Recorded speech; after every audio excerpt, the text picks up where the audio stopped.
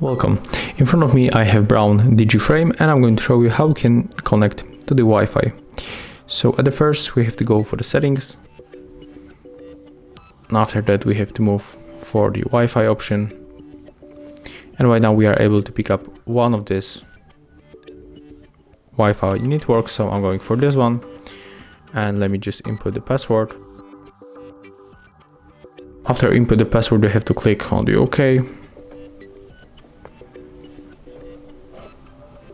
And as you can see right now, we are connected to other Wi-Fi network. So that's how it looks. Thank you guys for watching. Leave thumbs ups, comments, and subscribe to our channel.